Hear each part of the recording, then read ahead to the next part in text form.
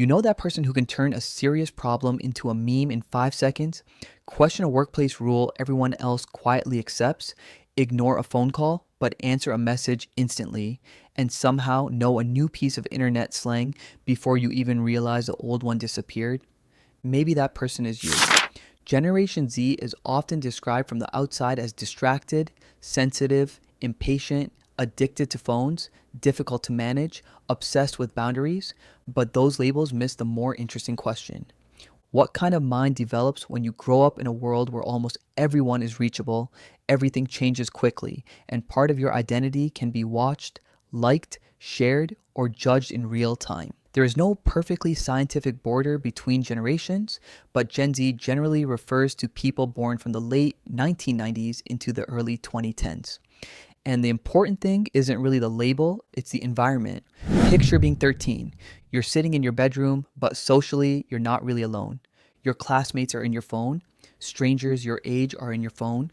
People are showing you their bodies, vacations, relationships, achievements, breakdowns, opinions, and carefully edited versions of ordinary life. A generation ago, embarrassment at school might have ended when you walked through the front door. For much of Gen Z, the social world could follow you home. Human beings have always compared themselves with other people.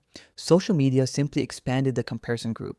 Instead of comparing your life mostly with classmates, neighbors, or friends, you can compare your ordinary Tuesday with someone else's best 10 seconds.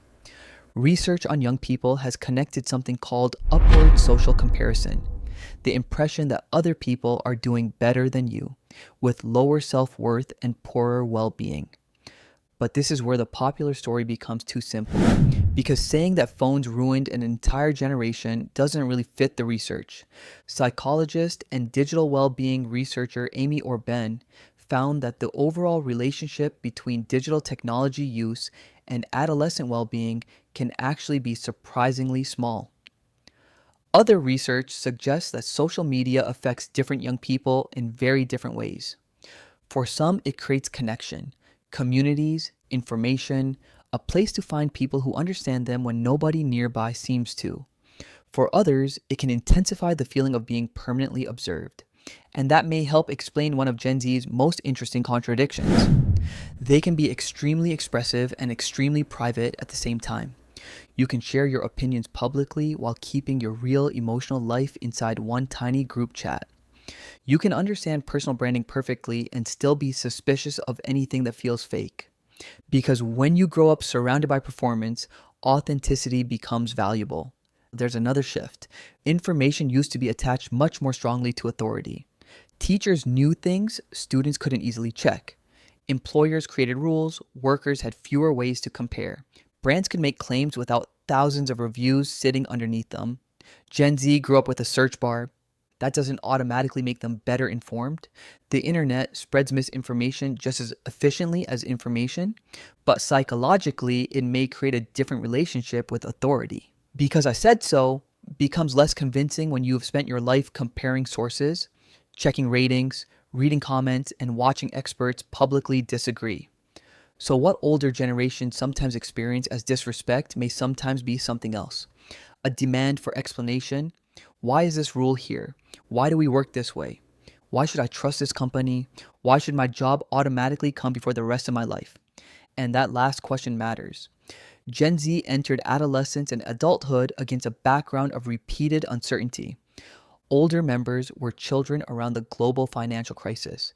Many reached important school, university, or early career years during COVID-19. And they have grown up with constant access to news about conflict, climate concerns, violence, economic pressure, and political instability. American Psychological Association surveys have reported high levels of stress and uncertainty among Gen Z respondents around major social issues and the pandemic. When the future repeatedly looks unstable, one psychological lesson may become, don't assume the system will take care of you. That can create pragmatism. Keep your options open, learn another skill. Question the promise that loyalty will automatically be rewarded, and it may help explain why things like flexibility, autonomy, mental health, and work-life balance matter so much to many younger workers. From the outside, that can look like low commitment. Sometimes it may be, but sometimes it's a different definition of commitment.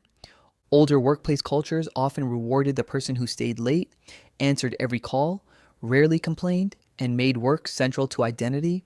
Gen Z seems more willing to ask whether that arrangement is actually healthy, fair, or sustainable. There's strength in that, but there's a cost too. A boundary can protect you from exploitation. It can also become a way of avoiding every uncomfortable conversation. Mental health language can help you understand yourself.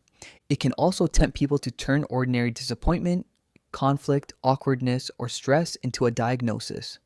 Psychological language is useful when it creates understanding, not when it becomes a label for every difficult person or unpleasant feeling.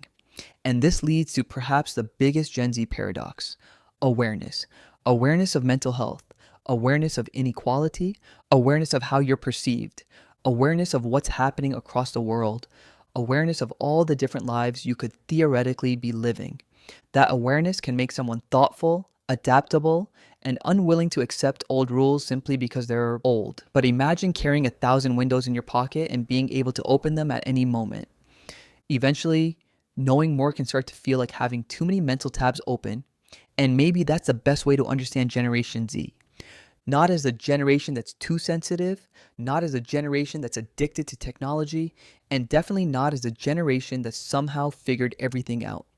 They learned to develop an identity while identity became public, to plan a future while the future kept changing, and to build relationships in a world where connection rarely switches off completely.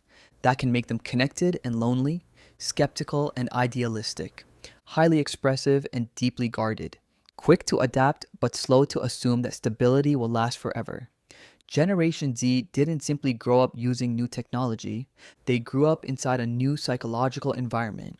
And when you understand the environment, a lot of the behavior suddenly makes more sense. If this felt familiar, tell me in the comments what part of Gen Z psychology you recognize most, and subscribe for more psychology like this.